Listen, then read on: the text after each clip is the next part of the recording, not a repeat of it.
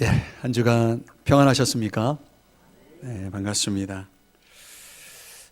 빌립보서 말씀 함께 나누면서 계속 은혜를 받고 있습니다. 탈무드에 나오는 이야기 가운데 어느 날 어떤 사람이 한 랍비를 방문해서 이제 당나귀를 빌리러 간 겁니다.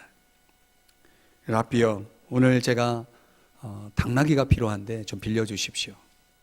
그랬더니 랍비가 하는 말이, 죄송합니다만 당나귀가 글쎄 오늘 아침에 좀 도망을 갔어요. 그래서 빌려줄 수가 없습니다. 그렇게 말하는 겁니다. 그런데 그 말하는 순간 그의 마구간에서 당나귀 소리가 들리는 거예요. 들통이 났죠. 이 사람이 깜짝 놀라서 랍비를 쳐다보니까 랍비가 정중히 이렇게 말했습니다. 당신은 누구를 믿습니까? 랍비를 믿습니까? 당나귀를 믿습니까? 이렇게 물었다고 합니다. 여러분, 이것은 어쩌면 우리의 상황을 보여주는 이야기일 수 있습니다. 우리가 듣는 것들이 많고 보는 것들이 많지만 과연 그런 것들을 믿을 수 있는 것들이 얼마나 됩니까? 인생을 살아가면 우리는 당연히 믿을 것이 있어야 되는데, 그런 것들을 참 우리 사회 속에, 또 우리의 인생 속에 요즘은 참 어려운 것 같아요. 무엇을 믿는다는 것, 누구를 믿는다는 것, 신뢰한다는 것이 참 어렵습니다. 이사야 2장 22절에 보면은 너희는 인생을 의지하지 말라라는 말씀도 나옵니다. 우리가 의지하고 믿을 것이, 그 대상이 인생이 되어서는 안 된다는 거죠. 근데 어떻게 보면 인생의 의미를 좀 어떤 목적의식을 가지고 우리가 살아간다고 했을 때, 그 목적의식 속에 믿음이라는 것도 사실 포함이 되어 있거든요. 사람은 저마다 다 중요한 것을 가치 있게 여기고 또 거기에 목적을 두고 살아가게 되어 있는데, 근데 거기에는 또 우리의 믿음이 들어가 있어야 되겠죠. 긍정심리학에서 말하는 용어 가운데 경로사고라는 용어가 있습니다. 경로사고. 이게 무슨 뜻이냐면은 스스로 중요하게 여기는 무엇인가를 위해서 앞으로 나아가게 하는 생각, 이런 뜻을 가지고 있습니다. 그렇지 않습니까? 우리들이 늘 생각하고 사고하는 것을 보면은 내가 정말 중요하다라고 생각하는 것들을 항상 생각하며 살죠. 늘 그것을 염두하면서 살아가기 마련입니다. 근데 거기에 내 인생의 우선순위를 두고 살아가죠. 그런 걸 우리가 달리 얘기하면 가치라는 단어로 사용합니다. 한번 따라 하실까요? 가치. 이 가치라는 단어를 사전에 찾아보면은 중요한 것, 필요한 것, 유익한 것, 또 도덕적인 규범으로 말하면 올바른 것, 또 경제적인 차원에서 얘기하면 내가 사용해 보니까 참 만족스럽다, 그러면 가치 있다라고 보통 얘기를 하죠. 그런 뜻을 가지고 있는 단어입니다. 근데 긍정심리학, 요즘 현대심리학에서는 이 가치라는 단어와 행복이라는 단어를 연결합니다. 행복한 것, 내 인생에 정말 나에게 행복을 주는 것을 가치 있다라고 그렇게 말하는 거죠. 그런데 우리가 살다 보면은요, 정말 행복한 순간을 기억해 볼 때 정말 행복했음에도 불구하고 그때는 내가 행복한지 모르고 살았던 경우가 너무 많이 있는 것 같아요. 지나고 보니까 그때 정말 행복했는데 그때 당시에는 내가 행복하다고 느끼지 못했던 경우가 얼마나 많이 있습니까? 이거 왜 그래요? 우리 인생의 참된 가치나 의미를 제대로 이해하지 못하고 살았기 때문이 아니겠습니까? 우리가 지난주에 나누었던 빌립보서 3장 2절 3절의 말씀의 주제가 뭐죠? 진짜 믿는 사람이 뭐냐 하는 거죠. 진짜 믿는 사람은 어떤 사람이라고 말씀하고 있죠? 세 가지. 첫째는 그 하나님의 성령으로 봉사하는 사람, 그죠? 하나님의 성령으로 봉사 예배하는 사람, 또 그리스도 예수로 자랑하는 사람, 그리고 육체, 사르크스, 타락한 본성을 신뢰하지 않는 사람이라고 여러분에게 설명을 드렸습니다. 기억나시나요? 네. 우리가 세 가지 그 특징 가운데 사용되었던 단어 가운데 자랑이라는 단어가 나오고 신뢰라는 단어가 나옵니다. 오늘 성경 본문 4절에도 신뢰라는 단어가 나오죠. 4절에 보시면 신뢰라는 단어가 2번 나옵니다. 자, 이 자랑이라는 단어나 신뢰라는 단어는 우리의 가치, 우리가 중요하게 여기는 것과 연결되어 있어요. 그래서 보통 사람들이 자랑하는 걸 보세요. 사람들이 의지하는 것은 그들이 생각하는 가치고 그들이 생각하는 중요한 것이죠. 자, 바울에게도 그런 자랑거리가 있었다는 것을 오늘 본문은 보여줍니다. 바울이 정말 신뢰하고 바울이 정말 자랑했던 것, 중요하게 여겼던 가치가 오늘 성경에 소개되고 있는데요. 문제는 그런 것들이 그를 의롭게 하지 못했다는 것입니다. 그를 하나님 앞에 나오게 하지 못했다는 것이, 바울이 의로워질 수 있었던, 바울이 하나님 앞에 나올 수 있었던 그 결정적인 것은 예수 그리스도의 십자가의 죽으심 때문에 가능했다는 것이죠. 그분의 은혜로 죄 용서받고 하나님의 자녀가 되고 그는 구원을 받아서 이제 변화돼서 복음을 전하는 전도자로 변화되게 됩니다. 그의 인생의 가치관이 180도가 정말 180도 바뀌게 되어지는 변화를 이루게 된 것입니다. 오늘은 역설적이지만은 바울이 예수님을 만나기 전에 그가 그토록 가치 있게 여기고 신뢰했던 요소를 두 가지 영역에서 살펴보려고 해요. 그리고 정말 우리가 신뢰하고 살아가야 될 것, 우리가 정말 의지해야 될 것이 뭐냐, 내가 신뢰해야 될 것이 진정한 신뢰가 뭐냐라고 하는 부분을 역설적으로 우리가 교훈을 얻고자 하는 것입니다. 두 가지 차원은 뭐냐면, 바울이 예수 믿기 전에 중요하게 여겼던 것은 가문입니다. 가문. 우리가 흔히 집안이라고 그러죠. 당신 집안은 어떤 집안이냐, 이런 거 우리가 많이 따지잖아요. 근데 이 가문적인 것, 집안적인 것은 사실은 물려받는 것이지 내가 그걸 내가 쟁취한 것이 아니고 얻은 것이 아니잖아요. 주어지는 것이죠. 성취적인 것, 두 번째 차원은 성취적인 건데, 이것은 내가 열심히 어떤 노력을 통해서, 땀을 통해서 얻어낸 것이라고 말할 수 있습니다. 그러니까 선천적인 것과 후천적인 것들을 다 두 가지 영역을 오늘 본문에서 소개합니다. 근데 보통 우리가 사람들이 흔히 생각하는 이 두 가지, 집안적인 것, 또 하나는 성공적인 것, 내 인생에 있어서 내가 이루고 성취했던 어떤 업적들, 이런 것들이 참된 평가의 기준이 아님에도 불구하고 인간이 인간을 평가하는 기준으로 사용되고 있는 것이 우리의 현실이기도 합니다. 그래서 사람들이 이런 것들을 어떤 면에서는, 어느 차원에서는 굉장히 중요하게 여기고 그것 때문에 많이 경쟁하고 다투고 그러죠. 자, 오늘 우리의 올바른 성경적 이해를 위해서 우리는 이 두 가지 차원, 특별히 바울이 가지고 있었던 이 두 가지 차원의 문제를 한번 들여다 보려고 합니다. 첫 번째는 가문적인 것들, 바울이 예수님을 믿기 전에 그가 자랑스럽게 여기고 그가 신뢰했던 가문적인 요소가 세 가지가 오늘 본문에 나오는데요. 대부분 이런 좋은 집안을 가지고 있다라고 생각할 때 사람들 부러워하죠. 혹시 여러분도 표정 관리하시는 것 같은데, 좋은 집안에 태어났다 그러면 참 부럽다, 우리 집은 그렇지 않은데 하면서 비교하면서 부러워하는 사람들이 있죠. 근데 부러워하는 거랑 존경하는 것은 다른 차원 아닙니까? 여러분이 좋은 집안이라고 존경합니까? 근데 우리 인생의 가치는 사람들로부터 부러움을 사는 것보다 더 중요한 것은 사람들로부터 존경받는 게 더 높은 가치, 더 중요한 가치가 아닐까요? 자, 오늘 성경 5절을 보시면 바울이 그 가문이 어떤 가문이었는지를 소개하는 세 가지 요소가 있는데, 첫째는 할례, 두 번째는 이스라엘 족속, 세 번째는 베냐민 지파, 이 세 가지를 5절에서 언급하고 있습니다. 그 의미를 하나씩 한번 들여다볼게요. 첫 번째는 8일 만에 할례를 받습니다. 며칠 만에요? 여러분, 이것은 우리에게는 별 의미가 없지만 유대인들의 입장에서는 그 사람이 유대인이냐 아니냐를 결정하는 중요한 기준입니다. 유대인이라면 반드시 할례를 받습니다. 순수 유대인은 우리로 말하면 원조 유대인이죠. 완전히 원조. 순수 유대인은 태어난 지 8일 만에 정확하게 할례를 받게 되어 있습니다. 지금 이슬람교, 이 무슬림들의 조상이라고 하는 이스마엘이라고 하는 사람은 13살 때 할례를 받았어요. 지금도 유대교로 개종을 하는 사람들이, 이스라엘 그 유대교로 개종을 하는 사람들은 반드시 남자라면 할례를 받게 되어 있습니다. 나중에 유대교로 개종해서 유대인이 된 사람들도 할례를 받지만 순수 유대인은 태어난 지 8일 만에 할례를 받는다는 거예요.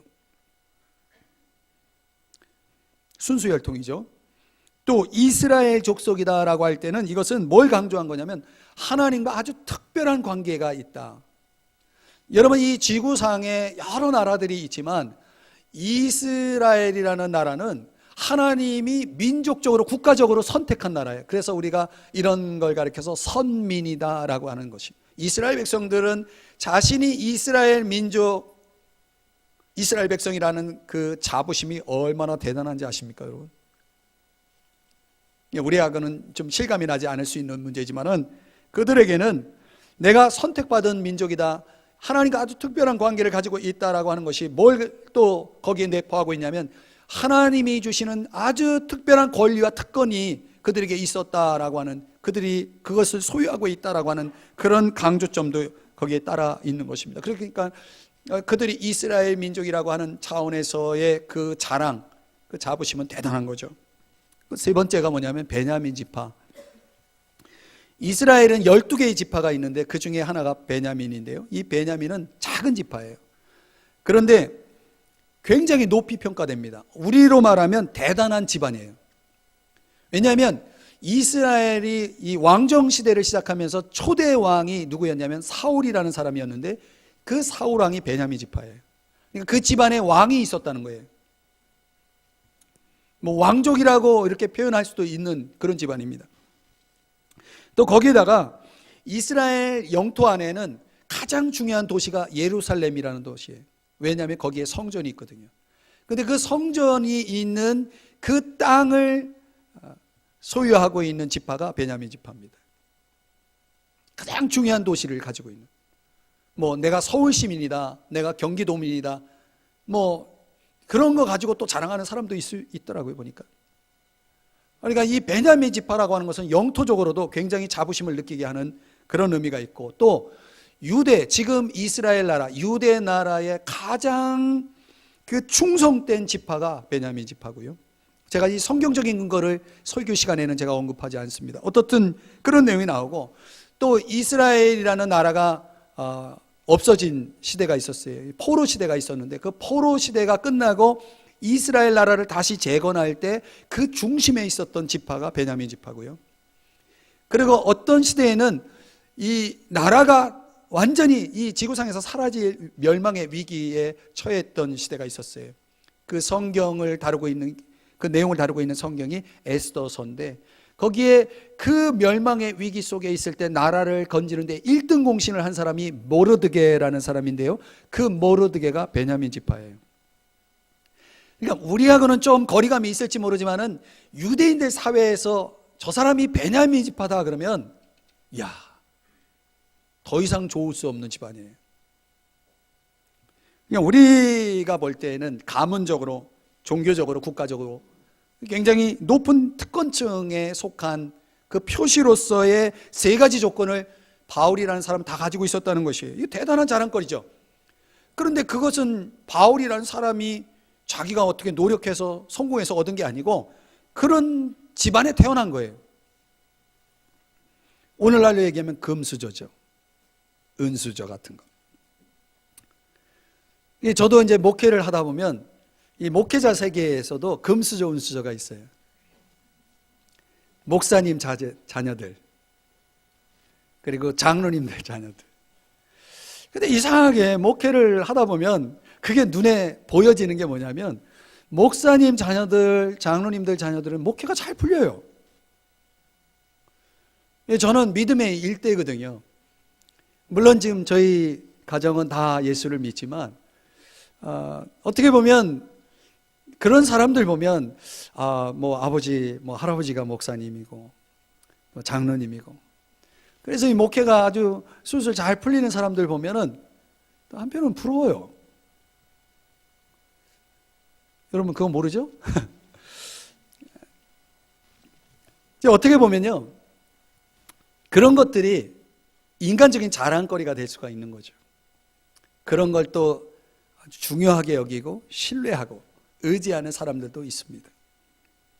이 문제는 바울이 그런 놀라운 높은 특권층에 있었음에도 불구하고 그것이 그런 특권들이 바울로 하여금 예수 그리스도를 그의 구주로 깨닫는데 전혀 도움이 되지 않았다는 것입니다.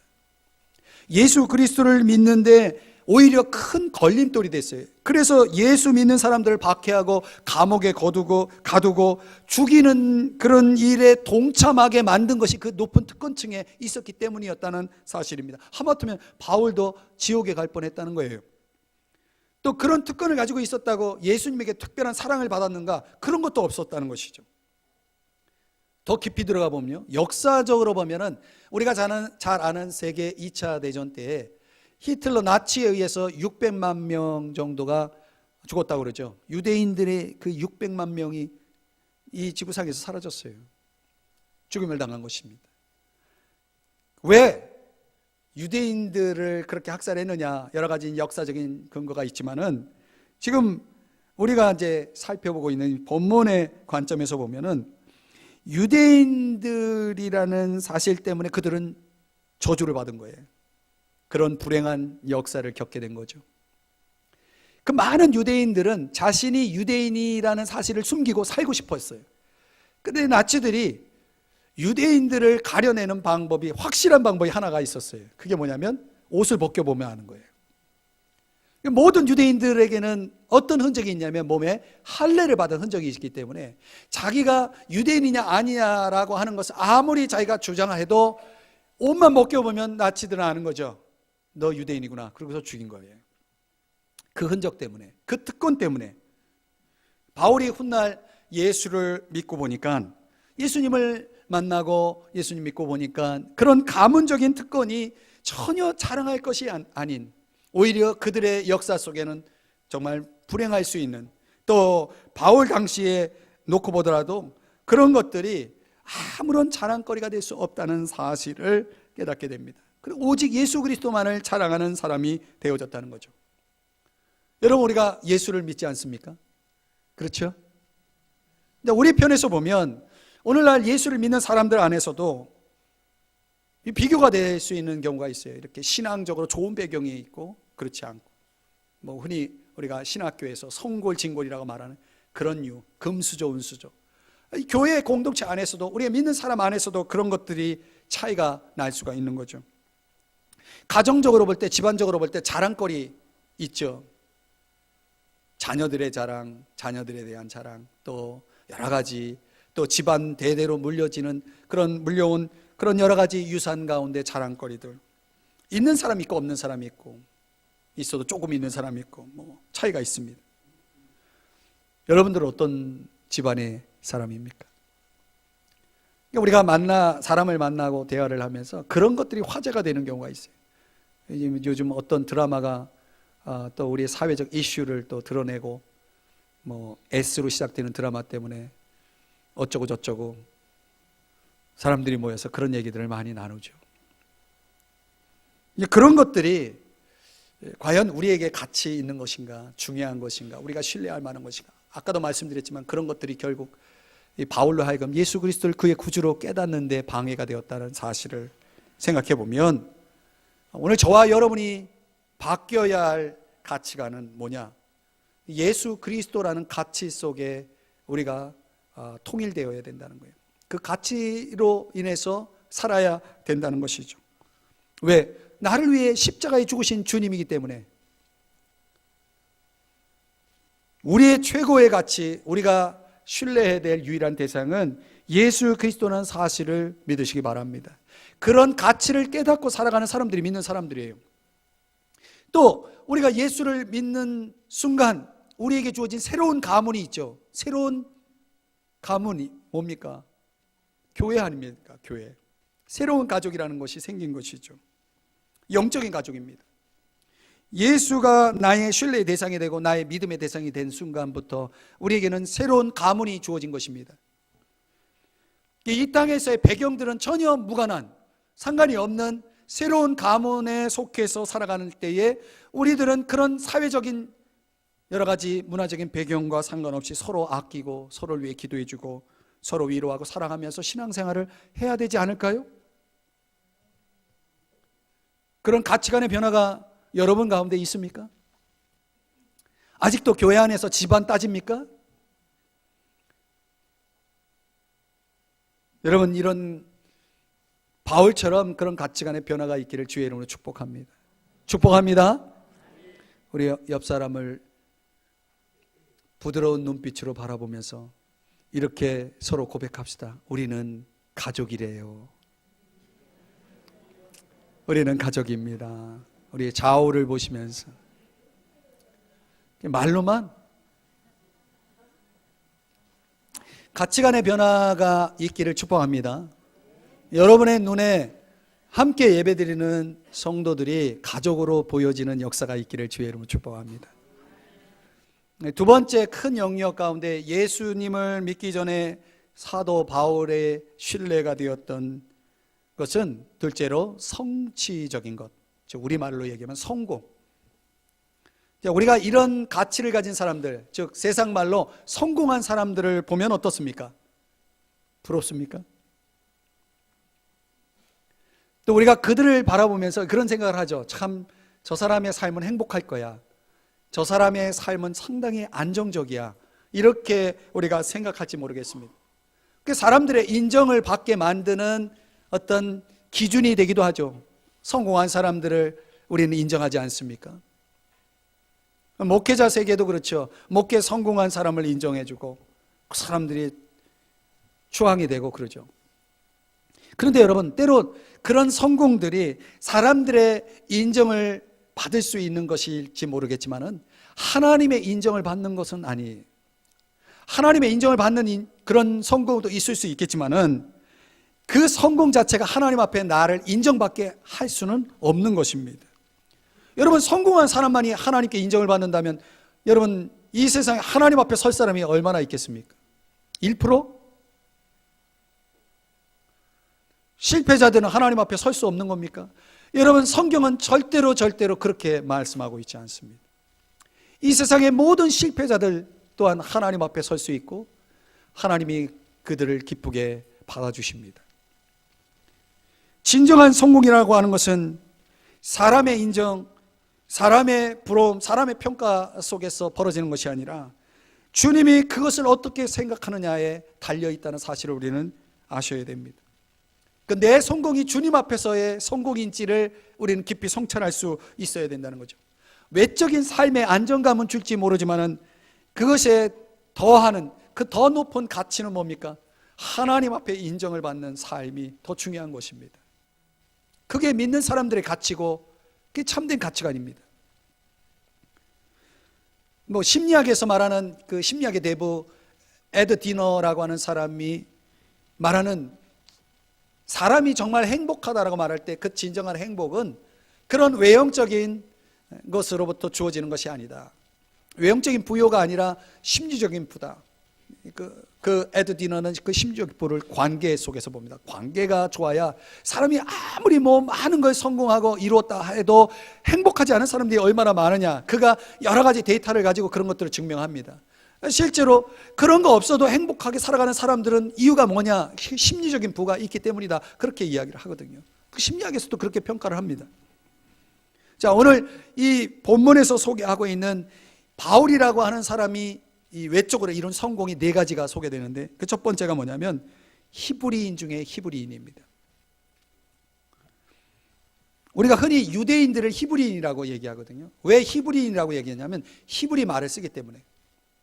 실제로 유대인들을 두 종류로 나누면 히브리어를 사용하는 유대인이 있고 헬라어, 당시로는 아람어라는 그 당시 언어를 사용하는 유대인들이 있었어요. 그러니까 여기서 말하는 히브리인이라고 할 때 바울은 히브리 언어를 사용하고 있었다는 것입니다. 그런데 그 앞에 히브리인 중에 히브리인이라고 그랬어요. 이게 언어적으로 굉장히 탁월했다. 여러분 집안이 예를 들어서 여러분이 어디 이민을 갔다고 생각해 보세요. 그러면 이민을 갔어도 내 고국의 언어를 잃어버리지 않죠. 그런데 내 후손 3대, 4대까지 내려가 봐요. 그러면 내 고국의 언어를 모르는 내 후손들이 생깁니다. 그러면 피로 본다 그러면 그 혈통으로 보면 대한민국 사람이라도 실제적으로 대한민국 사람이 아닌 우리의 후손들이 생길 수가 있는 거죠. 이 바울 편에서 보면은 히브리어는 고국의 언어지만은 이 고국의 언어를 잃어버릴 수 있는 것입니다. 그런데 바울이 히브리어를 사용했다는 것은 그만큼 그가 언어적으로 노력을 했다는 거예요. 잊어버리지 않으려고. 깊이 공부를 했다는 것입니다. 거기에는 왜 중요성이 더해지냐면 성경의 언어가 히브리어거든요. 그러니까 내가 히브리어를 잊지 않았다는 것은, 할 수 있다는 것은 성경을 볼 수 있다는 얘기고, 또 하나 성경적인 문화, 그 언어가 가지고 있는 문화, 그 문화에 상당히 익숙해 있고 그 문화 속에서 살았다라고 하는 것을 보여줍니다. 사도행전 21장에 보면 유대인들 앞에서 연설할 기회를 바울이 얻게 되는데, 이 바울이 히브리 말을 쓰니까 사람들이 듣기 시작합니다. 저거 우리나라 말인데, 저 사람 참 대단한 사람이네 하면서 귀를 열고 그 바울의 연설을 듣게 되는 장면이 성경에 기록되어 있습니다. 무엇을 말씀드리냐면, 유대인의 입장에서 보면 히브리인 중에 히브리인, 즉 히브리 언어를 잘 구사하는 저 바울이라는 사람은 대단한 노력가다, 대단한 성공자다라고 하는 그런 표시라는 것입니다. 두 번째, 율법으로는 바리새인이다. 여러분, 바울의 부모는 바리새인이었습니다. 당시 바리새인들은 율법을 철저히 지키기 위해서 많은 것을 포기한 사람들입니다. 여러분, 신앙생활하면서 많은 걸 포기해야 한다면 여러분 가운데 신앙생활 하는데 주저할 사람들이 많을 거예요. 실제로 그런 사람들이 많이 있죠.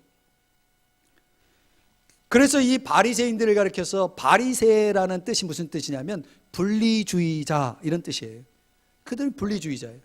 그래서 그 당시에 바리새인이 몇 명 정도였냐면 약 6천 명 정도였다는 거죠. 그 많은 유대인들 중에 6천 명의 소수 그룹에 들어가는 사람들이, 그만큼 아주 철저한 소수 집단이죠.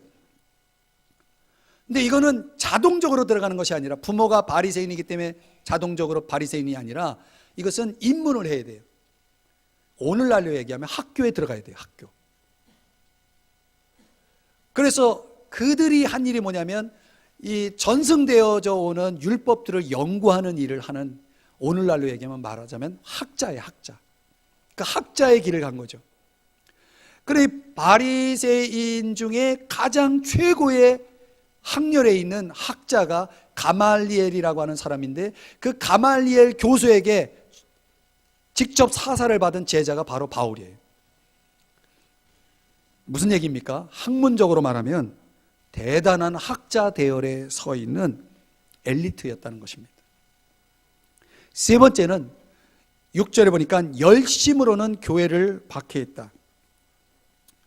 여러분, 바울이 대단한 노력가고 성취가고 그리고 학자입니다.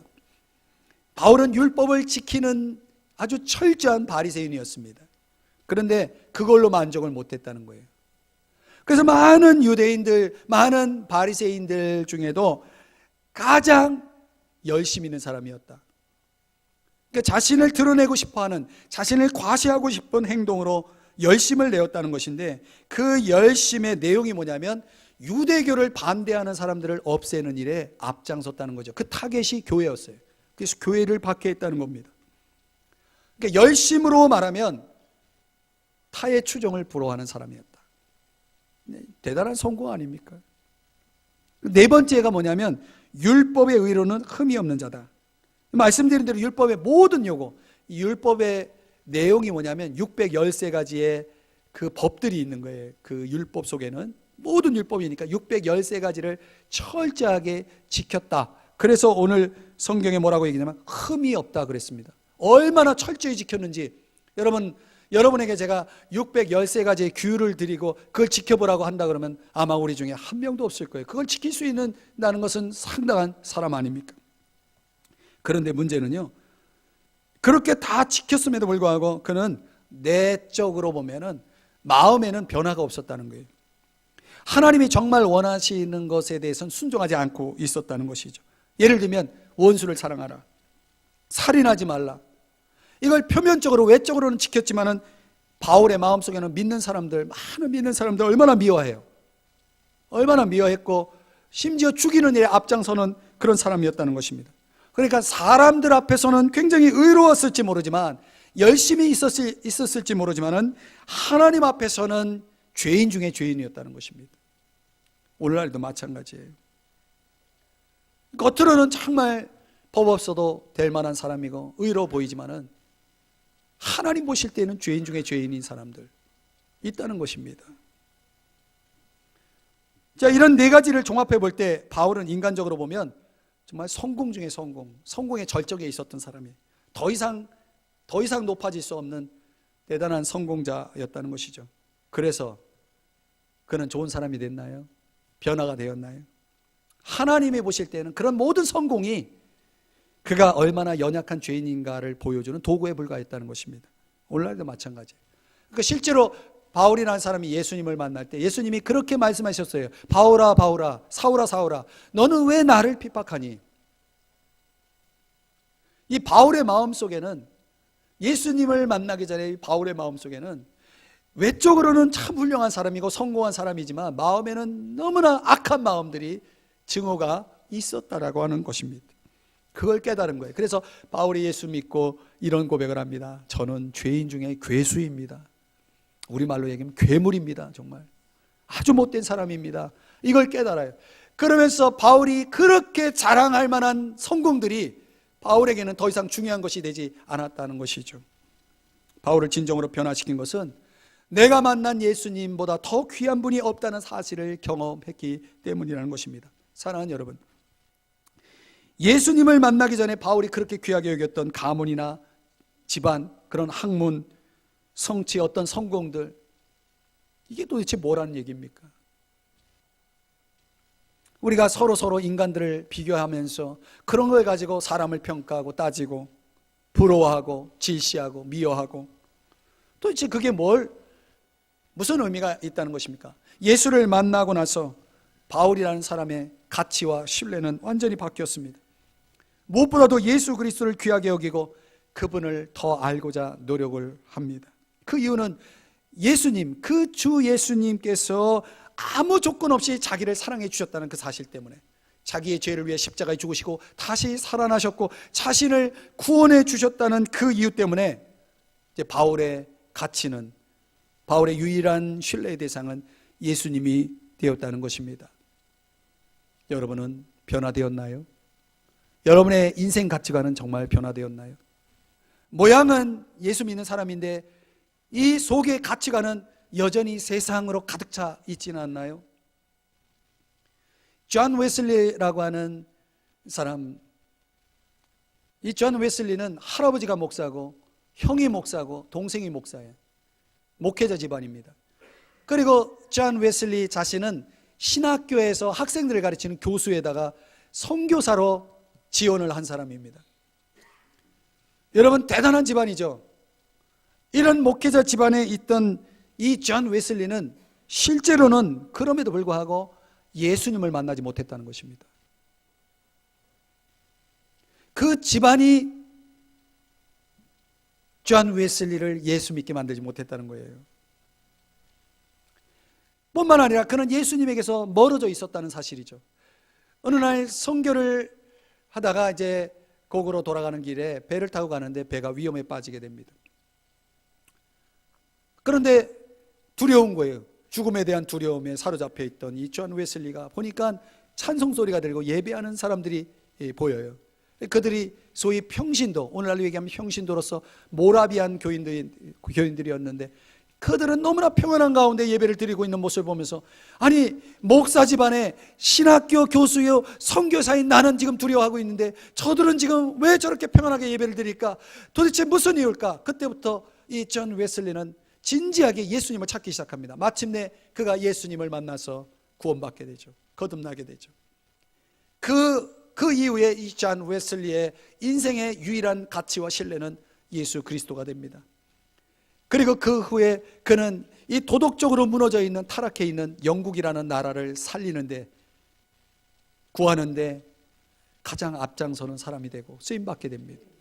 세계 곳곳에 나가 복음을 전하는, 예수 그리스도를 전하는 전도자로 쓰임을 받게 되었다는 것입니다.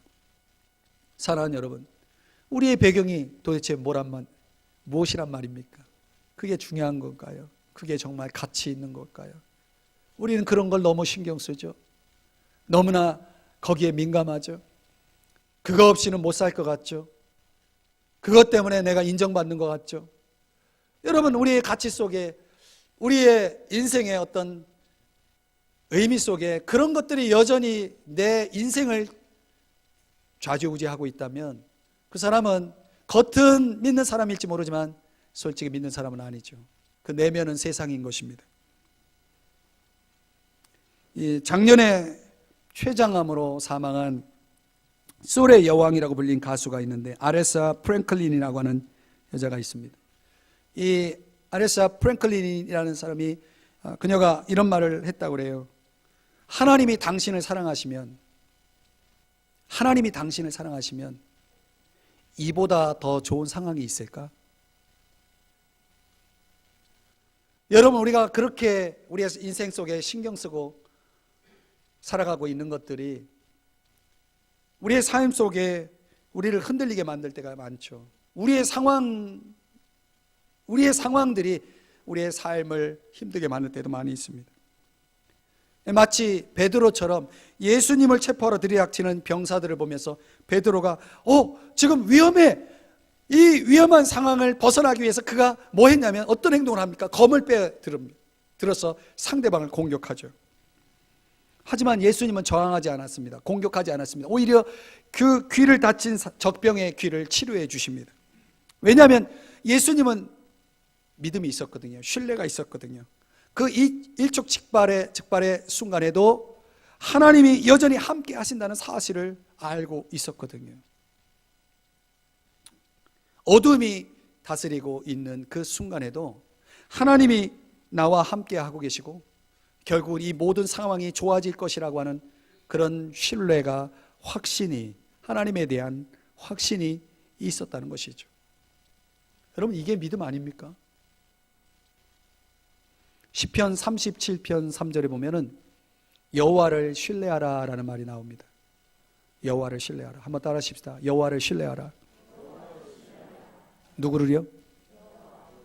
더 메시지라고 하는 성경 번역본에 보니까 하나님께 보험을 들라 이렇게 번역해 놨어요. 여러분의 인생 보험은 어디에 들었나요? S? K? 여러분의 보험은 어디에 들어있나요? 그것이 여러분의 미래를 보장해 주나요? 여러분의 삶을 평안하게 하나요? 여러분을 안정되게 하나요? 예, 그럴 수도 있겠죠. 그러나 여러분, 그것이 여러분을 영원한 삶으로, 영생의 삶으로 이끌어 줄까요? 도대체 우리는 예수를 믿는 겁니까? 세상을 믿는 겁니까? 우리의 인생의 가치관은 진짜 성경적일까요? 오늘 역설적인 거지만 바울이 예수 믿기 전에 그가 신뢰하고 그가 자랑으로 여겼던 것들을 바울은 그것은 다 이제 배설물과 같다라고 버린 것인데 여전히 우리가 예수 믿고 나서도 여전히 그것이 내 인생을 좌지우지하고 나를 흔들고 있고 나를 실망하게 하고 나를 불행하게 만들고 내 인생에 영향을 주는 그런 결정적인 것이 되어 있다면 나는 지금 예수를 믿는 게 아니죠. 세상을 믿고 살아가고 있는 것이죠. 오늘 그것이 오늘 저와 여러분에게 본문이 던져주는 메시지입니다. 도전인 것입니다. 여러분의 가치와 신뢰는 무엇인가요?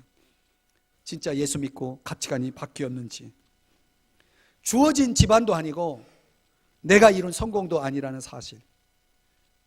결론은 이것이죠. 내가 신뢰해야 될 것, 그것은 오직 예수 그리스도뿐이라는 사실. 그것이 오늘 저와 여러분을 구원해 줄 것이고 그것이야말로 진정한 안정을 여러분에게 줄 것이고 평안을 줄 것이고 여러분의 참된 인생의 성공을 여러분에게 던져줄 것을 믿으시기를 바랍니다. 부디 우리 모두가 예수님 믿는 자로서 우리의 그 속사람의 가치관이 새로워질 수 있기를 주님의 이름으로 축복합니다. 축복합니다. 우리 다 같이 자리에서 일어나서 말씀을 생각하며 결단의 찬송 부르시고 축도로 예배를 마치겠습니다.